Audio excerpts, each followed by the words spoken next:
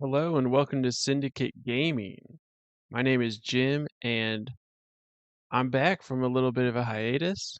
It's been a crazy few weeks, but I am ready to talk some MCP because there's been some big news, especially for the criminal syndicate that I just have to talk about. So it's kind of late on a Saturday night, but I just needed to do this. I wanted to talk and hopefully you guys will enjoy listening to it.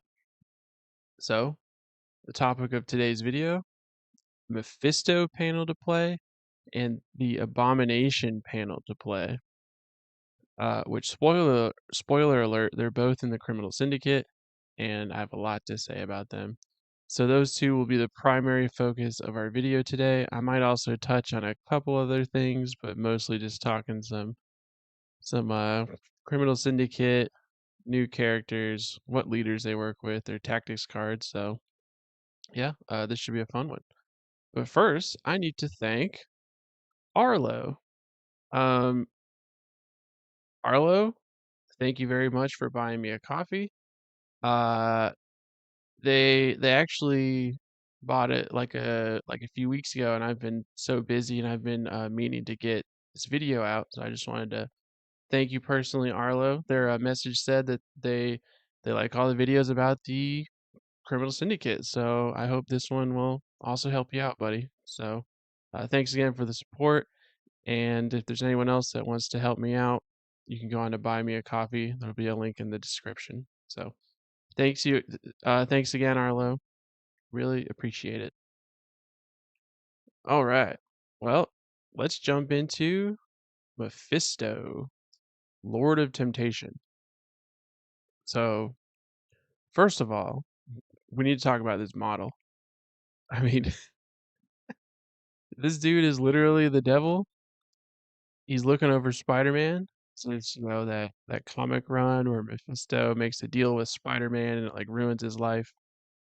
That's like never gonna get lived down. But I think it's really cool that if you look at this somewhat closely, he's basically all reds, right? He's just different shades of red. And like his eyes are yellow. There's some yellow in the flames, maybe some white in the candles or skull down there. But like he's gonna be fun to paint and just, trying out the different tones and making his skin stand out. And I don't know, should be a cool one. Plus, he's huge. Like, look how tall he is. Like, moly, he towers over Spider-Man. But yeah, that's the model. I think he comes out November 3rd in the US, or at least early November, maybe November 1st. But I don't know. First week in November. All right, well, here he is.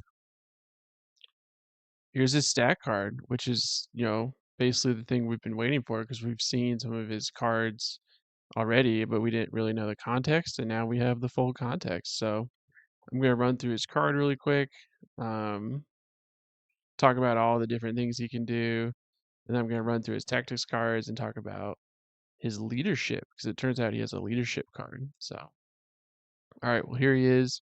3 physical defense, 4 energy defense, 4 mystic defense. He has 7 stamina. He's a 5 threat, size 3, medium move. I believe he's on a medium base. So that makes him fairly fast. Medium base, medium move. It's pretty good. That's like lizard speed. And his first attack is Hellfire Lash, which is an energy attack. Range 3, 6 dice. He gains 1 power when the attack is resolved. And a Wild Incinerate. So I mean, that's solid, right?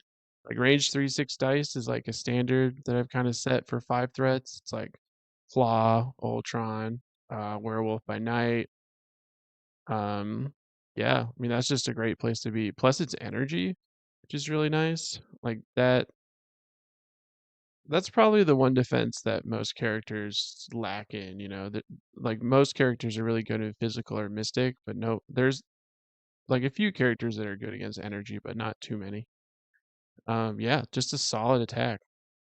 It's a gainer, which is interesting. So that probably means you're gonna have to manage his power, right? Because like when he does this attack, you're guaranteed to get the one, but you can't spike and get a bunch. So yeah, let's look at his next attack.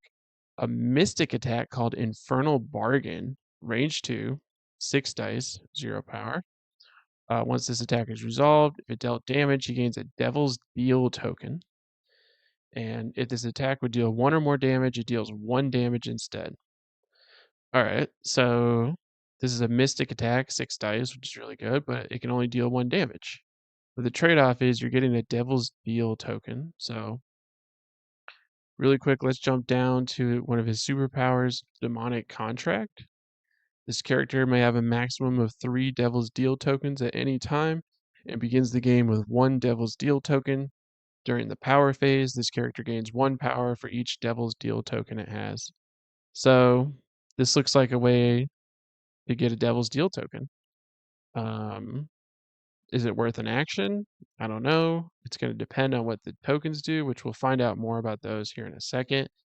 But I feel like generally you want to be doing your Hellfire Lash to be gaining power, dealing damage, and getting out that Incinerate. So, but let's keep this one in mind.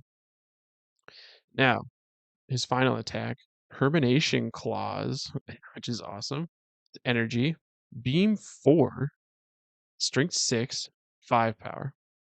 For each Devil's Deal token this character has, add 1 die to its attack rolls for this attack. And once this attack is resolved, the target character gains the Incinerate special condition. Alright, well, Beam 4 is fantastic, really far. 6 dice, really good. 5 power is a lot, but we could see that you add a die for each Devil's Deal token, right? So on his card, that can go up to 3 extra dice, which is a 9 dice beam, which is crazy, right? Like that is really strong. And then after each one, they get incinerated, which means, all your follow-up attacks are even better for your allies or other synergies, with that we'll see later. But I mean, this is his way of turning Devil's Deal tokens into just raw damage, like that will deal some serious hurt. I've used the like beam on claw, which is a 7 dice energy with pierce, and it is nasty. Like you can take out multiple characters with that pretty easily, especially if this is getting up to 9 dice. And they might already be incinerated from his Hellfire Lash. So really good attack. 5 power is a lot, but as you can see, his other superpowers are only 1, 2, and 1. So we might be able to do this more often than we think. All right, so let's look at his first superpower. Devil's Due. It's only 1 power. Choose an enemy character within range 3 of this character. Spend a Devil's Deal token. If you do, roll 5 dice. For each wild roll, the target character loses 1 power and this character gains 1 power. Then for each hit rolled, the target character suffers 1 damage. A character may be affected by this superpower only once per round. Alright, well, it's only 1 power, which is phenomenal, but it costs you a Devil's Deal token. So this is another way of turning your Devil's Deal tokens into damage. Because if you roll 5 dice, you'll probably get 2 to 3 successes, and it's going to depend on what you roll, right? Like you can't really count on either one. So like, yes, you're more likely to get the hit, but you're not guaranteed.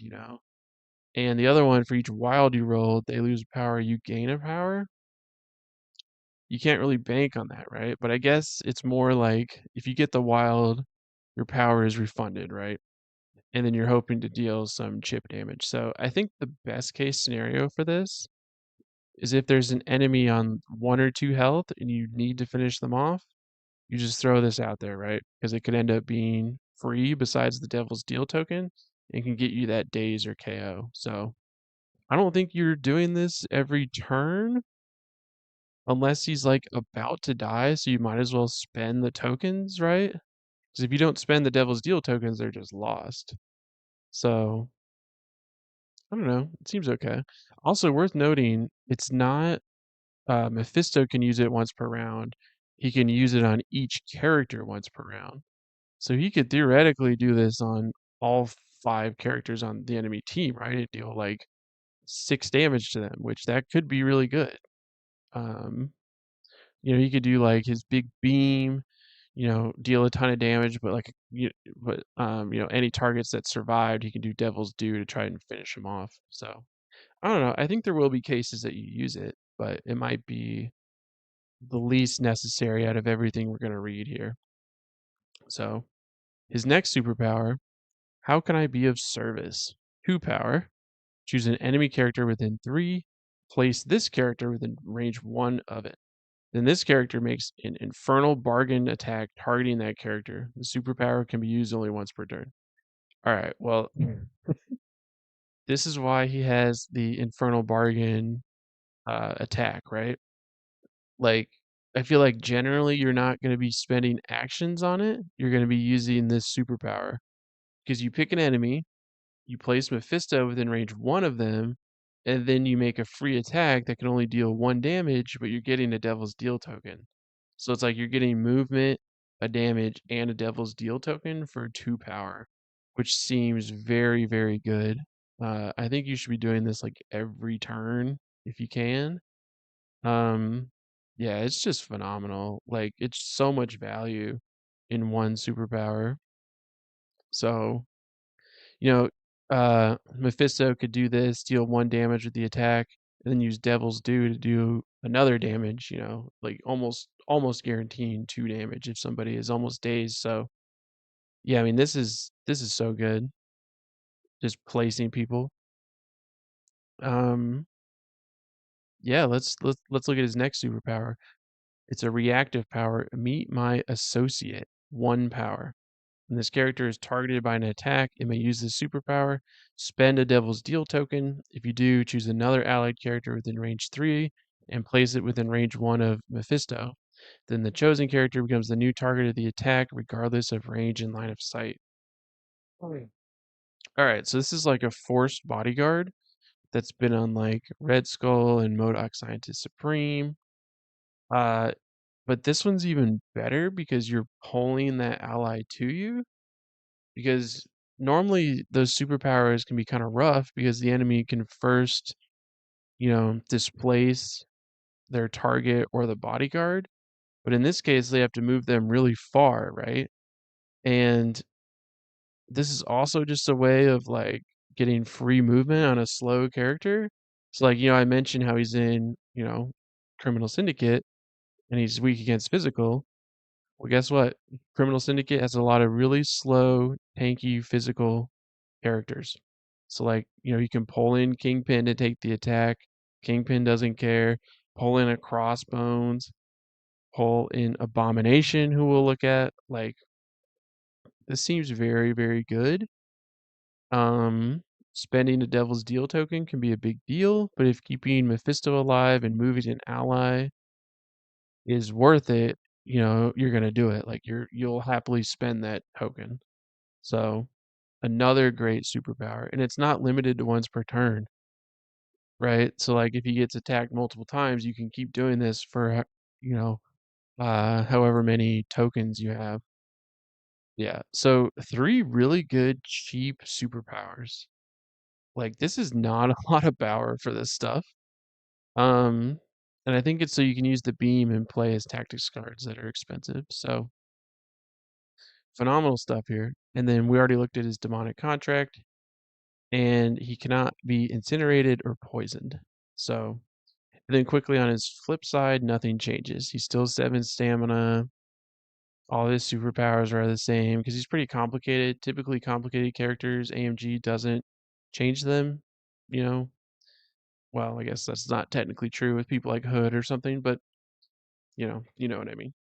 All right, well, let's just look at him for just his card for a second. So, what do I think? I think he has a lot of really fun tricks, can deal a lot of damage. He can move his allies around, he can move himself around, which is really good. He's going to generate a lot of power if you're making these tokens. Like, I think a typical play pattern for Mephisto is to build up your tokens to 3, right? Only spending them if you need to, but I think you want to sit on 3 and then have like one huge turn, right? Like either beaming or doing Devil's Due multiple times, or moving yourself. Actually, moving yourself doesn't even take a token, so yeah. I think his biggest issue is survival because he's only 3 physical defense. 7 stamina is pretty good, but, like, you can chew through 7 stamina, and he has no other defensive tech besides forcing the bodyguard, and I think the other player, if they know what they're doing, is gonna focus Mephisto to make you spend your tokens defensively rather than offensively, right? So, like, savvy players know that you'll bring in the bodyguard, and they'll try and, mitigate the, like, you know, benefit of the placement, try and force you to put your ally, like, off of the point or something, and if they're burning through the tokens, it's not them being put into offense against them, so focusing Mephisto with physical attacks, or really any attack, is gonna be good. Um, Also throws. I mean, throws are gonna decimate Mephisto. 'Cause he can't force the bodyguard on it, only 3 physical defense, like, he will melt. Like, a size 4 being thrown at him is disastrous, right? But, I guess if they don't finish him off, he is gonna punish you, right, with termination clause. So, I think he's a really interesting character, and he gets more interesting as we look at these cards. But he's in the Cabal and Criminal Syndicate. So, I obviously love the Criminal Syndicate. I'm sure everyone who watches this channel knows that, but if you're new here, that's my jam. I love Criminal Syndicate, all the leaders. I think he's great with Kingpin because he can pull people onto points. He can move himself onto a point. He has some control. He's generating a lot of power to steal priority, play those Criminal Syndicate cards. In the article, they talk about how they like him as Shadowland Daredevil, and I tend to agree with that. I think that's a correct statement because he wants the wilds. He has a beam. He can pull the grunt in to take a bodyguard hit. Like, that's really good. Yeah. MODOK, he has big dice pools except on defense. Like, he doesn't have any rerolls or anything, so maybe he's not as good with MODOK. But it'd be fun having MODOK and Mephisto, and you're just, like, forcing attacks everywhere that your opponent doesn't want them to be, like, that could be pretty fun. Like, your focus could be, like, MODOK and Mephisto, and then you bring a bunch of, support characters you don't mind, taking attacks for them. Like, you could bring, like, Taskmaster, Shocker to get that dice mitigation. Yeah, actually, you can pull in Shocker. Yeah, so, Mephisto can pull in Shocker, set them next to the enemy, and then they're suddenly rolling 1 fewer attack die. Seems pretty good. So, yeah, super cool character. I think a turn 1 play you can do with him, it's not really like a play, but, like, something you can do. You can move up medium, right? If somebody's standing on the midline, you can do the range 3, how can I be of service? Because he starts the game with 2 power. Because he starts with the Devil's Deal token, he gets a power for each token, so he's starting the game with 2. So you can place within one of them, make the bargain attack, and then he can do another bargain attack, so he's already to 3 Devil's Deal tokens on round 1. So then round 2, during the power phase, he gets 4 power, which is a lot, right? So, like, he's already standing on the midline. He could do a Hellfire Lash to get that 5th power, and then Beam with Termination Clause for 9 dice. He can just set that up himself. Well, I guess it requires a little bit of cooperation from your opponent because they have to be on the midline, right? But I mean, nowadays more people are standing on that midline, so I mean, Mephisto can really punish you for standing up there. Yeah, that seems pretty solid. Just a little bit squishy. All right, but let's talk about his tactics cards because they are crazy. So this one is called Up the Ante. It's a reactive card and it is unaffiliated. When another allied character would deal damage to an enemy character with an attack, an allied Mephisto may play this card. Then the enemy character's controller chooses one of the following. So the first choice The attack does not deal damage, and the enemy character loses that much power instead. For the remainder of the game, Mephisto may have up to 5 Devil's Deal tokens instead of the normal 3. Then Mephisto gains 2 Devil's Deal tokens. Okay, we're going to come back to that in a second. The second option, once the attack is resolved, Mephisto may remove an activated token from himself. If he does not, return this card to your available team tactic cards instead of discarding it, and it may be played again this game. All right, so let's break this down piece by piece. It's definitely complicated. So how do you play the card? Another character besides Mephisto just has to deal damage with an attack. That's probably going to happen like every turn of the game, so you have the option to play this all the time, right? But then the choice is put into the other player's hands, which I'm going to say this right now, and it's going to apply to like most of these cards. Putting choices into the opponent's hands is typically a bad thing. Like you would much rather prefer to make the choice yourself. Because if you're against a good player, they're always going to make the correct choice, right? But like both of these options are pretty rough, so maybe there like isn't a correct choice, but yeah. So let's talk about the first choice. The attack does not deal damage, and the enemy character loses that much power instead. So basically, it saves their character from dazing or KOing, because that's when they would choose this, right? But they lose that much power. So when they do get to activate, they're not as effective. Like if, let's say, my allied shocker spiked into an X-23 and one-shot her, and then I played up the ante, the other player can be, okay, I'm going to keep X-23 alive, but she's going to lose 5 power, and then Mephisto has a max of 5 tokens and gains 2 immediately. So what that means is his beam can go up to 11 dice, which is so much fun, right? A beam for 11 dice is crazy, crazy. That can wipe the enemy team. And getting 2 immediately is also huge because that opens up his bodyguard, the auto damage. Yeah, really good. I think you're hoping they make this choice, but maybe then if it's really late in the game and they somehow still haven't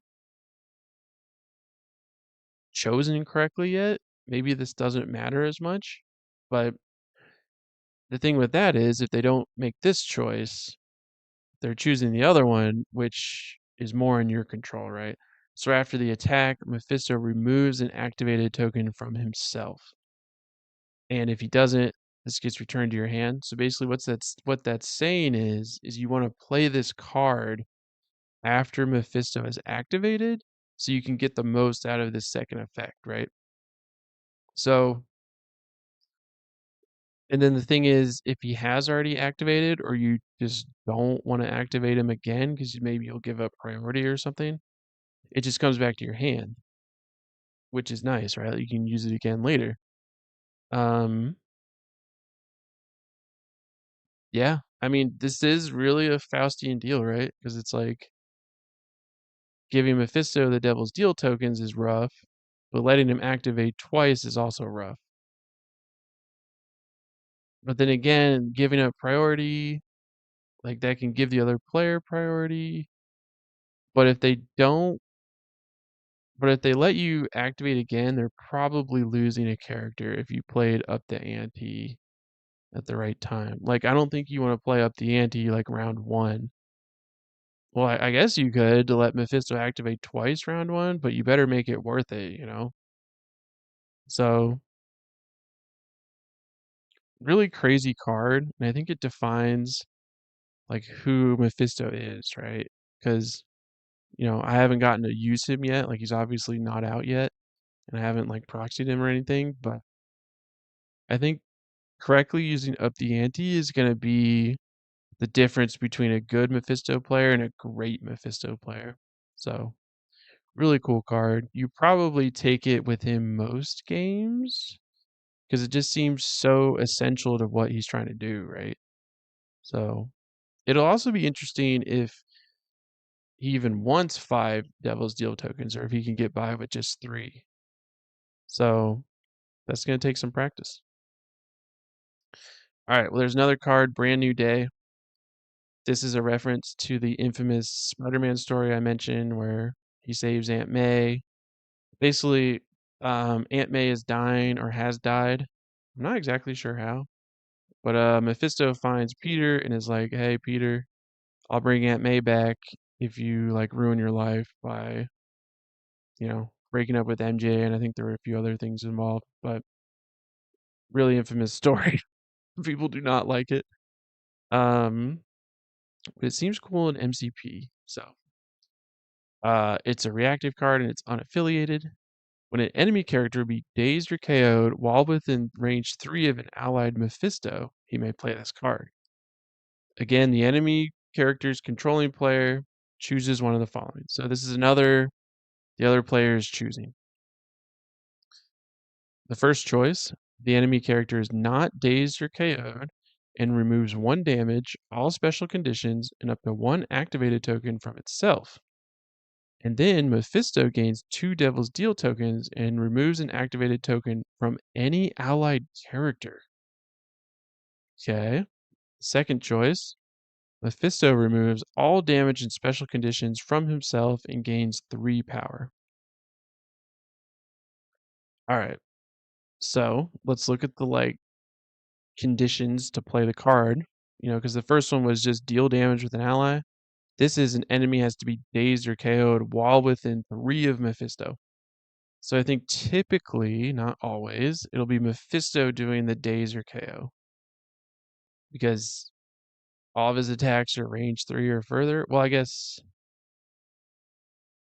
Well, no, I'm sorry. His beam is beam 4, so maybe they'll be out of range. But the point is, Mephisto will probably be doing the daze.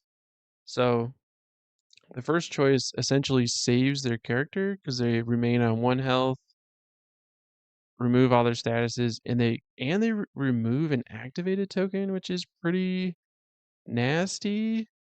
But then it also gives Mephisto 2 of the tokens, and removing an activated token from anybody is pretty wild. Like, if it just said Mephisto, it'd probably not be worth it, but any character, that just opens up so much flexibility. Like, there'll be games where you pick your Toad, right? Like, you'll, take the token off Toad, he'll go snag the 3rd, Legacy Cure, and you'll win the game with that 6 VPs, right? So, flexibility is great. Um, the best time to play this is when the enemy character has not activated, right? Because they remove up to 1 activated token from itself. If they don't have one, then they just don't get that benefit, right? So I would assume the other player would choose letting Mephisto heal and gain 3 power, which that is a little bit more conditional. Like, if he's on 1 health, phenomenal, right? If he's loaded up with stuns and shocks and hexes and stuff, really good. Getting 3 power will probably let him use his beam, which is really good. Um, I don't know. I think the card is good. I think it's just a little bit more situational than Up the Ante, but I think it has a higher ceiling because of removing the activated token from anybody, and you immediately get 2 Devil's Deal tokens. Also, if you play this during Mephisto's turn and they healed a 1, you can then immediately hit them with Devil's Due to deal that final damage. Boy, that would be nasty. Oh, people might get salty about that. Because, they're gonna sit there and think they're gonna be like, "Oh, what do I do?" Like Mephisto might literally have people, clocking out if they're using a, um, chess clock, thinking about this kinda stuff. Because they could remove their activated token, give Mephisto stuff, Mephisto removes an activated token from Kingpin, and then Mephisto dazes them anyways. Oh boy, that would be nasty. So I think the correct play, if it's during Mephisto's turn, is to always let him heal and gain 3 power. Because otherwise he just like dunks on you anyways. Huh. Maybe this card's better than I think. It being more like restrictive on when you can play it is a big deal. 'Cause it's possible he never gets the chance to play it. So that might be a big enough drawback. But yeah, definitely worth trying this one out too. Yeah, what a wild character, right? But I kind of love it. It's like, I like how they're bringing in a little bit more complicated stuff. You know, the first, how long has MCP been out? 4 years. Has been mostly relatively simple, and now we're getting some real stuff with Mephisto, Apocalypse, stuff like that. So, you know, which I love it. I love having these villains be really crazy and involved. All right, let's look at his next card, which is called Embrace the Inferno. Reactive, also unaffiliated. So you can bring these cards anywhere he is, which is really nice. You can bring him in Cabal, Crimson, or his own affiliation. All right, so what does this do? During the power phase, Mephisto may spend 4 power to play this card. All other characters within 3 of Mephisto gain the Incinerate special condition. This round, when an allied character with the Incinerate special condition is attacking, it may reroll all of its attack dice. If it does and the attack deals damage, it removes the Incinerate special condition after the attack is resolved. All right, let's break this down. During the power phase, he has to spend 4 power to play it, so obviously very expensive. But as we discussed earlier, he could potentially start round 2 with 4 power fairly easily. It's like you can pop this off round 2 if you wanted to. So, like, I don't think power is going to be an issue for Mephisto. Because also, these other 2 cards cost no power, right? Like, it's just this one. Okay, so he spends the 4 power, and then all the other characters, which, you know, includes allies, get incinerated. Uh, Obviously not great for your allies, but then it turns out they get a benefit, right? Because they attack, they can reroll all their dice. If you deal a damage, hopefully you're dealing damage if you're attacking and rerolling all your dice. Then they remove their incinerate. So it's kind of a risk reward thing. I mentioned this in the mini extravaganza video, but Mephisto like throws this out. It weakens all the enemy's defense, and you're getting rerolls into them. So like you should be dealing a lot of damage, and then removing your downside. But then, you know, whoever you activate first gets the most out of it, and then the other player has a chance to counterattack, right? And the article actually mentions bringing Corvus Glaive and Proxima Midnight because they get to chain activate, right? So like Corvus can go, you know, spend his incinerate, and then Proxima gets to go and spend her incinerate, deal a lot of damage, and then remove both of them, which seems really good, honestly. Like, I'm glad they're pointing stuff like this out. What they didn't point out that I want to point out is Sin and Crossbones, because Sin and Crossbones are both in Criminal Syndicate and Cabal, so they're a little bit more likely to be um in the same affiliation or the same roster, right? So like if we look at Sin, who, you know, is pretty looked down upon, you know, even on this channel we've said some rough things about her. But if we look at this card, like if Mephisto does this, um an enemy character is going to be incinerated, right? You go with Sin. She has an automatic rapid fire against an incinerated target. So that means she's making 4 attacks, guaranteed. They get 1 fewer defense die on all of them. So that's essentially they're rolling 4 less defense dice, which is pretty significant, you know? And then one of your rolls, you have full rerolls, which, you know, you only have 4 dice, but, like, you spend the reroll on the attack that's spiking the hardest, right? So, like, if you roll your 4 dice, you get 3 successes, and they blank out, you just go ahead and spend it and try and push through that 4th damage, right? Or if they just blank out at all and you don't get any, you can just spend it. So, and then immediately afterwards, she chains into Crossbones, who can also do a surprising amount of damage. Like,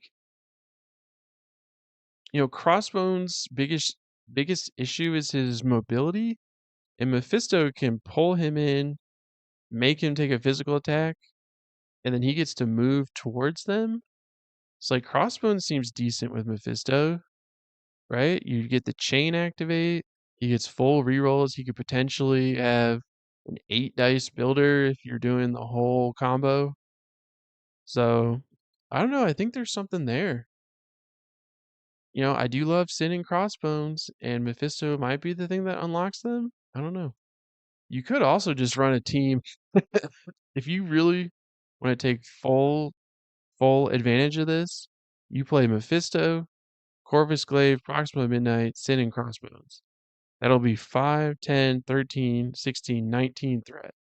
5 wide, 19 threat, and on this turn you just annihilate somebody or their whole team. That's probably a little bit overkill, but it'd be fun. I think this is a good card. I think it's the most niche out of these because I think it's the best on like a clumped up scenario, right? Because you want to hit as many people with this as possible. But it actually gets better with his leadership now that I think about it. So yeah, really good card. You need to evaluate if spending the 4 power on this is going to get you more damage than just doing his beam, right? So yeah, another really fun card. All 3 of these cards are really fun, crazy, unique. So really cool. All right, now let's look at his leadership. Devil's Reckoning. Reactive, unaffiliated. When this card is included in your squad, if your squad is unaffiliated and includes Mephisto, Lord of Temptation, he may play this card. You're now using Legion of the Lost, and Mephisto gains this leadership. It is your leadership. So, Damnation, affiliation, Legion of the Lost, which, by the way, I always think of Legion of the Damned from Warhammer for some reason. I don't know. I just always think of that. Like when I first saw this, I was like, "Wait, what? What is happening?" But yeah, it's just Legion of the Lost. Anyways, during the cleanup phase, your opponent chooses one non-dazed character they control without the Incinerate special condition or the Immunity Incinerate superpower. The chosen character gains 1 power in the Incinerate special condition. Also, during the cleanup phase, choose 2 characters you control. The chosen characters gain 1 power. All right, this is a pretty wild leadership, and it's one I've been thinking about since I saw it. So I've said this before, but these tactic card leaderships are typically either very good or very bad. And right now, I'm thinking this is leaning towards the very good. And why is that? So during the cleanup phase, every cleanup phase, your opponent, again, is putting the choice in their hands. So maybe it's not as good as I think it is, but they have to pick a character, get a power, and gain Incinerate. But I think the big deal is during the cleanup phase, you pick 2 characters and give them a power each. So you're giving them 1 power to get 2 power and put in Incinerate out there. So I think it's just like good value, right? And then from there you just pick like the best characters or your favorite characters to use with Mephisto? Like I've been trying to think like who takes the most advantage of this, right? And I think it's like characters that can deal a lot of damage but also require a lot of power. Because I think turn one, you just kind of like bide your time. Maybe you do that Mephisto thing to get 3 Devil's Deal tokens, right? But then your other characters can start round two with 3 power, which can be really good, like that could let, Rhino stampede, that could let Black Cat do a steal. I mean, there's a ton of stuff you could do with this.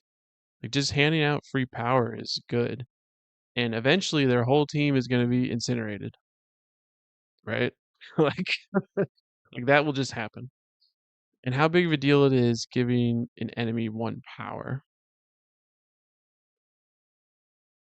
I mean, it could be a big deal, right? Like that could be a game changer, but it could also just like not matter at all. So, yeah, this is going to be an interesting one. It's either going to be really good or really bad. And I think if you're doing this, you want to take as many Mephisto cards as you can. Like I think you're just leaning into the whole Mephisto thing.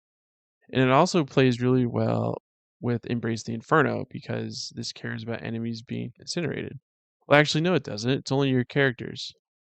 Yeah, it's just like deal damage, right? Like give you power, deal damage.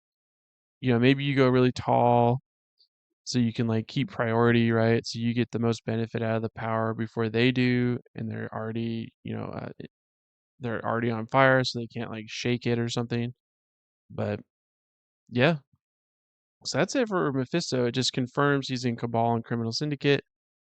Um, I didn't touch on Cabal too much, but it seems like he'd be good with Malekith, right? Like Malekith deals a lot of damage. Mephisto just helps him with that. Mephisto doesn't mind the extra movement and power. The new Red Skull just gives him really good dice, like extra dice. The enemy's on fire. He gets a lot of power for Red Skull to steal and use. So, and then Sin is already one I've pointed out. Like maybe you just play Sin leadership, right? Just to be super troll. Like you have, Sin's leadership trolling, Mephisto trolling, Mysterio trolling. You could just build a troll Cabal team, right? Like that might be fun. So you're pulling up Cabal. Who else is a troll in Cabal? Oh, I think Hood is really thematic with Mephisto because Mephisto is the one that gave him his powers, right? So I wish Mephisto couldn't be bled because then he'd be really good. But yeah, some really cool stuff going on here. All right, let's move on to Abomination. Who I'm very excited for. Um, okay, so just in case you haven't heard, he's coming with the Wrecking Crew, who's in the foreground here. And they said at Mini Extravaganza that they wanted to do him a long time ago. Actually, like the first wave of uh, releases, they wanted Hulk versus Abomination, but then Marvel pushed back and said, "Hey, can you do MODOK instead?" And they said, "All right, cool." So he was kind of put on the back burner for a little bit, but now he's finally here. His sculpt is awesome. Like, I like how he just has a like road median, just a concrete block with some rebar coming out of it, ready to smash it over somebody, right? Like classic Abomination. And then he has a little like diorama like scene thing going on with the Immortal Hulk that they talked about. Like they're meant to be put next to each other and it looks like they're fighting, which is really cool. So yeah, he's ready to contend with the Hulk and prove that he is the strongest one there is. I don't know about that, buddy. Hulk is pretty strong.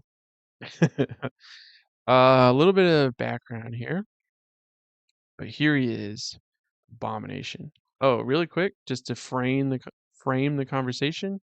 He is in at least Hydra and Criminal Syndicate. He could potentially be in more, but the way they phrase this, he's in Criminal Syndicate and Hydra with MODOK. Like they share those two teams.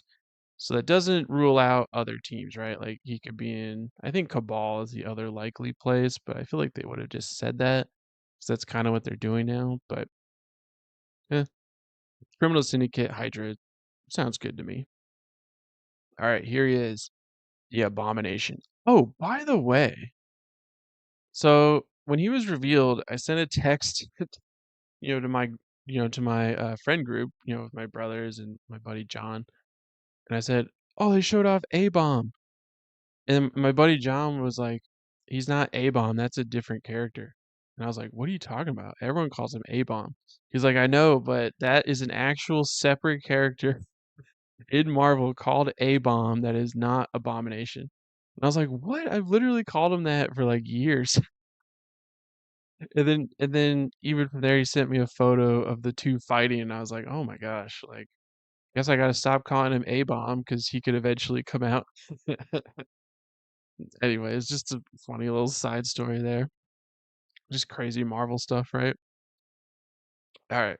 Well, let's get into this.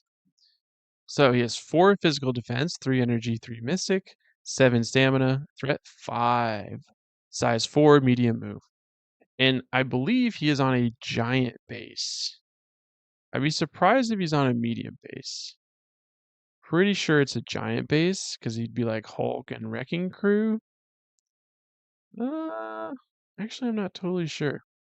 Point is, he's super fast. He's really fast. He's a size 4, which makes sense. He's tough to move. Threat 5, which means he's just gonna be weaker than Hulk, right? Because like Hulk is 6 or 7 threat. So keep that in mind. I've seen a lot of people comparing the two, and he is a whole threat less. So, because he's basically just like a worse Hulk, right? All right, strike. Range 2, strength 7. Strength 7! He gains 1 power, wild poison, and wild hit. He can push the enemy away short. All right, so there's a few things going on here. 7 dice for a 5 threat is crazy. I mentioned this with Dracula, which Dracula is even better because he has a builder. Like he gains power equal to damage dealt, which is really good when you're rolling 7 dice. Trust me, it's good because I've been playing a decent amount of Apocalypse. He has a 7 dice builder. It's crazy. I mean, he can pick any type, but still. Like, this is a purposeful choice for it to be a gainer, so he's not getting too much power. I'm going to see why later because he has some really good ways to spend it, and he has other ways to gain power. Wild Poison is kind of random and nice. That'll come up later too. And then he can push. It's not super consistent. I'm not sure what the math is, but don't rely on it, you know? Like, it's nice when it happens, but don't, like, bank the whole game on it. Pretty good pretty good strike here. Okay, Hurl Debris. Range 3, strength 5. After the attack is resolved, this character gains 1 power. Okay, so the only reason you do this is if you're at range 3 and need to make an attack. Otherwise, you just do the strike, like, it's strictly better, right? The only difference here is the extra strength.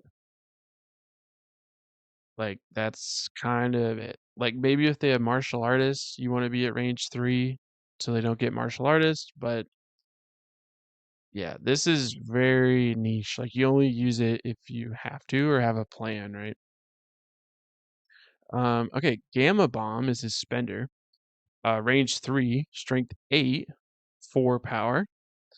Once the attack is resolved, if it dealt damage, the target character gains poison. Okay.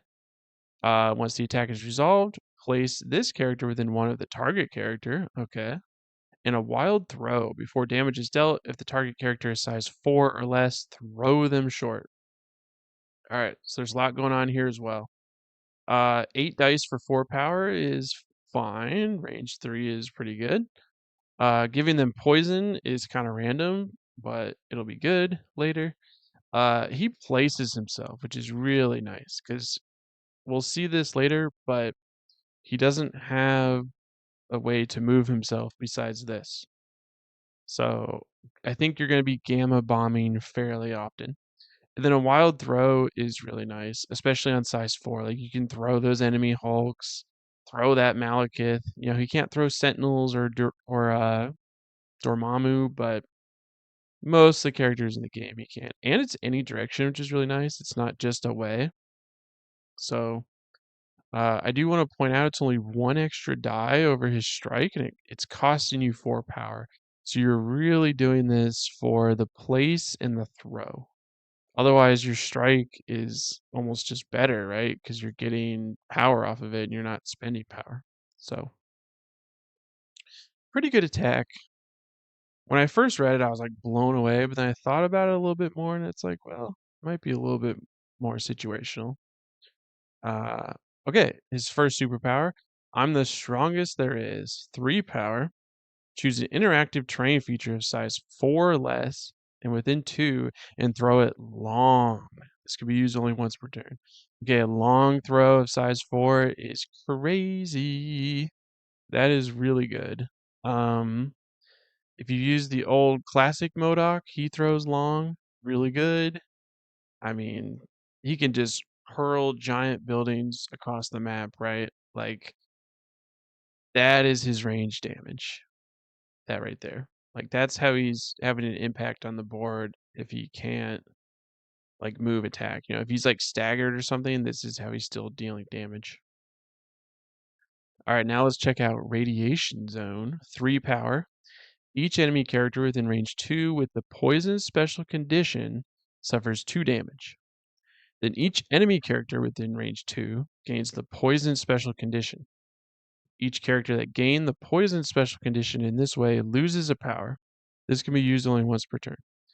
Alright, so there's multiple things going on here. Let's break it down. So the first step, each character within 2 that is already poisoned suffers 2 damage. Okay, so that's why he has wild poison and auto poison on Gamma Bomb if he deals damage. Like you want the enemy to be poisoned, and then you pop off Radiation Zone to deal 2 damage. So if you go with A Bomb, do a 7 dice strike, poison them, and then do 2 auto damage, like that will probably take out most characters, right? Because like your strike might do 3 or 4, auto 2 will finish them.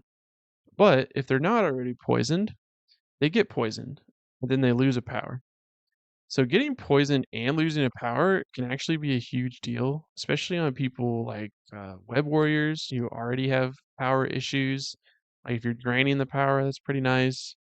I think ideally you want to hit multiple characters with this. Like you want to deal 2 damage to somebody and then poison somebody else to set you up for the next turn. Because you could do like kind of a last first thing, you know, like the first radiation zone um, does a mass poison, and then the second one deals the 2 damage, which that's possible in CS, right? Because you can steal priority, or if you just happen to get priority. So this is a really cool superpower. It obviously makes me think of the new Warlock and the old Omega Red, but those two deal damage to themselves. He does not damage himself, which is really nice. And he poisons them if it doesn't even deal damage. This is almost like they learned from those other 2 and just, like, upgraded it for a 5 threat, right? Which is really cool. Alright, let's finish this card out. Gamma Mutated Hide. Innate. When this character would suffer damage from an enemy effect, reduce the amount suffered by 1 to a minimum of 1, and after the effect is resolved, if he suffered damage, he gains a power. So this is literally damage reduction and something like Ornery rolled into 1. So like Rhino has this, right? Like this is Rhino's thing. And Rhino is ridiculous. Right? Like if you hit a bomb and you get 2 successes through, oh sorry, it's 1 success and I get 2 power to now punish you with gamma bombs and throws and radiation zones. Like, oh boy, that is a huge deterrent to attacking Abomination. Yeah, that's crazy. Like, that right there is ridiculous. Alright. Uh, Another innate superpower, irradiated strength. During the power phase, he gains 1 additional power. Okay. Yeah, that's just solid. That's just good. 2 power every turn. Phenomenal. And he can't be poisoned, which makes sense. And then on his flip side, I believe nothing changes. Same thing. Alright, so let's do a little summary of him. What do I think before we look at these tactics cards? I think he's really cool. He's really good, right? Um, One glaring weakness is he doesn't have any action economy besides a 4 dice spender. So, I'm sorry, a 4 power spender. So he has to spend 4 power and an action to move himself, which is not ideal, but I think that's why he can be so pushed everywhere else, right? Like 7 dice strike, pushing on it, um, throwing off of his spender, placing off of his spender, size 4 throwing long, auto damage, poisoning, ornery, damage reduction. Like he has everything except action economy, which I want to point out. The last character we looked at could pull in Abomination. Yeah, it's 10 threat, but could be pretty fun. And they're both in Criminal Syndicate, right? So just to make it perfectly clear, if somebody targets Mephisto, he can summon in a bomb. Hey, he's taking the physical attack. He's reducing it by 1, getting extra power. He's now right next to the enemy. Punish them. Yeah, I'm gonna be trying that day 1 because I think they come out on the same day, early November. Super good. Also, a little play I thought of that might be pretty good. Um, I'm all about punishing the midline nowadays. So hurl debris is weird, right? It's like you only do that if you can do nothing else. But I think round 1, you could move up Abomination, hurl debris to get yourself a power, right? He's now at 3 power because he starts with 2, and he can throw a size 4 long into the midline round 1. So, like,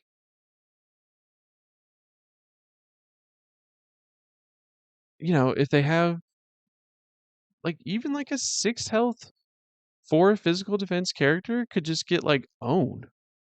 If the terrain cooperates with you, if you deal a couple damage with hurl debris, like if you deal 2 damage with hurl debris, dealing 4 damage with a size 4 is like not that unrealistic. And at the very least, you're making them burn brace of or brace for impact round 1, which is really good. So I don't know. Like, don't do that every game, but like, could be a thing. I think the best thing to do is just like run them up round 1. Just like you have an abomination in your face. How are you going to deal with it? Because if they try and take him down and fail, holy moly, he is punishing you. Like, if he has power, he could he could theoretically daze like 2 to 3 characters fairly consistently. Like, hey, 7 dice strike into this weak guy. Oh, I got him. Cool. All right, 7 dice strike into this guy. Oh, I got him. Cool. All right, I'm gonna throw a size 4. Okay, sweet. Oh wait, also that guy's on 2 health. Yeah, 2 auto damage. That's obviously magical Christmas land, but stuff like that will come up. Um, I just want to say really quick that he does kind of get bodied by Hulk, right? Like he can't throw Hulk without gamma bombing him. Hulk throws him medium, so then he has to move back in, waste an action. Yeah, I think he has also his whole thing is around poison and Hulk can't be poisoned. So I think that's kind of the thing here. Like he thinks he can beat Hulk, but he really can't. Like Hulk will just wreck him. Which, I guess if he gets the opportunity to attack Hulk twice, he will deal a lot of damage. So there is that. But if Hulk gets the jump on him, he's getting wrecked. All right. So let's look at these tactics cards. Gamma Burst. Active and unaffiliated. During his activation, Abomination may spend 3 power to play this card. Push each enemy character with the poison special condition and within range 2 of Abomination away medium. Each push character suffers 1 damage. Wow, so pushing medium is fairly rare. I mean, it's out there, but you don't see it too often. And this can push, I mean, again, theoretically, the whole team. So the perfect play is to radiation zone, poison 3 people, and then gamma burst them to push them all away and deal the damage. And I think the best case for this is on the gamma waves crisis. Sorry, I blanked on that. But basically, you can push them out into the radiation zone, deal the damage. The gamma radiation deals the damage. That's 2 more auto damage. But then when they come back, they're still poisoned and take more auto damage, right? So that could be 4 auto damage, between it all. So I don't know. I think the card's good. It might be a little bit too restrictive to really play consistently because he has to have 3 power. He already has really good ways to spend his power. They have to be poisoned. They have to have an angle to be pushed away. And then sometimes dealing that 1 damage is actually bad because it gives them power, right? To, jump back into him or whatever. I just noticed Hercules is on the card here. Hercules win, AMG. Yeah, I don't know. I think if you have a more consistent way to poison people, this gets better. Like if he's in Baron Strucker Hydra, poisoning everywhere, stuff like that. Oh yeah, also I kind of mentioned this with Hulk, but he is not nearly as good against people that can't be poisoned. And there's actually a decent amount of them. Like all of the Inhumans, um, all the Hulks.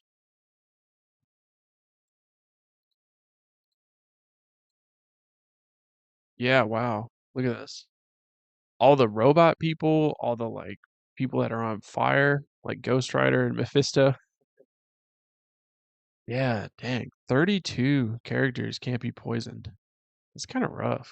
Claw. Hmm. Yeah, maybe don't bring him against the Inhumans. Although, then you just don't play into the whole poison thing, right? Like, you just ignore Radiation Zone. We'll have to see how well he does without Radiation Zone, if he's still good enough. I think he might be, because he just did so much damage. Alright, cool card. But this card is also really cool, and I love it. You will do as I say, monster! It's an active, unaffiliated. During George Tarleton's activation, if he is within 2 of an allied abomination, he may spend 5 power to play this card. George Tarleton throws abomination medium. Alright, so that is obviously MODOK, is George Tarleton. Um,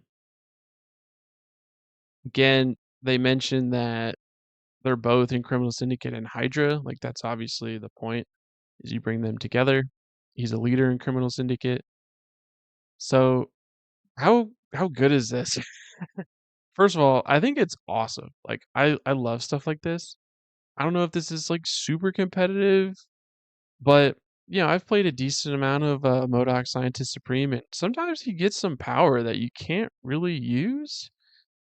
Because they're either out of range, like he can't spend it on himself, right? So it's like you need to dump power sometimes. Here he is. Like, he's a pretty good spender, but if you don't do that, or if you don't have anything in range to throw, he doesn't need a bodyguard. Yeah, throwing A bomb in medium, that's 5 auto damage. I mean, that's a size 4 hitting somebody, right? And theoretically, you've already burnt their brace because you're already throwing size 4 terrain at people. So this is extra movement and damage. Just 5 power is a lot. And when you have the 5 power, you need to be within range 2 of Abomination. And these are two characters that don't have action economy, right? So it's not like they can place themselves and then do this. So it's probably a little bit too cute to be really competitive, but boy, am I going to try this. I also think they work well together, right? Like if we look at MODOK's leadership, it like cares about big dice pools because you're more likely to roll that wild, right? He's rolling 7 dice strikes. Like he's fairly consistent to get that wild. Not every time, but pretty consistent. And then MODOK can push attacks into him. You don't want to be attacking him because he's reducing damage and gaining power. Like that's getting him power, which then funnels back into MODOK's rerolls, right? Like I think there's a cool combo here, and I think this is AMG telling us like, hey, play these two together, it'll be fun and good. And I think I tend to agree. Um, Now let's talk about him under certain leaders. So that was him with MODOK, right? I think he's good. I'm gonna try it. I think he's really good with Kingpin. You know, I say this all the time. Everyone's good with Kingpin, but I think he's like really, really good with Kingpin because you just send him in there, right? It's like, hey, I'm sending in this literal beast that's counting 2 on your home secure. How are you gonna deal with it? And when you do deal with him, he's punishing you. Like his biggest thing is getting controlled out of the game, and there's not a ton that can do that besides Hulk. Like if they have a Hulk, you probably can't bring Abomination, but if they don't have Hulk, he's having a good time. So obviously great there. Shadowland Daredevil, he does a lot of damage. I talked about in the last video the like state of criminal syndicate that I wanted to do this like Shadowland Daredevil, Loki, Electro chip damage thing, and he does that, right? Like he does chip damage. He does like the reroll. He has wild triggers, so yeah, it'd be pretty good. Loki can teleport him, which is awesome. Claw. Mm, I think Claw wants low threat allies, right? And A bomb's probably just too much threat. That's the thing with Claw. It's like nobody's like really that good with Claw, but everyone's like fine with Claw. So like maybe with Claw they're too distracted dealing with A bomb that they don't attack Claw. Eh, could be a thing. Now let's talk about him in Hydra, which man, Hydra is so cool, but I don't know. Whenever I play them, something's like off about them, and he might finally be fixed by this, right? And I think the big thing is Baron Strucker, because Baron Strucker obviously has a leadership that cares about status conditions. Um, One of the other good ways to deal with A bomb is to put status conditions on him, and Strucker just lets him pass those back, right? Like, hey, you stunned my A bomb, you shocked him, he's giving him right back. But really, Death Spore Virus gives every character within range 3 poison, which then allows A bomb to auto damage them. Holy moly, that seems good. Like, that seems legit good. And Strucker is giving him rerolls too. Like, yeah. I think he's going to be really good for Hydra, and Hydra could use it. Do you do the MODOK Abomination thing in Hydra? Uh, I guess with Red Skull Master of Hydra, you just get more power all the time, which power is really good on A-bomb. Like that seems pretty good. Then you have 2 5 threats already, right? Then there are a lot of low threat Hydra, so you just fill out with like, Bob and Baron Strucker and Baron Zemo and all that. So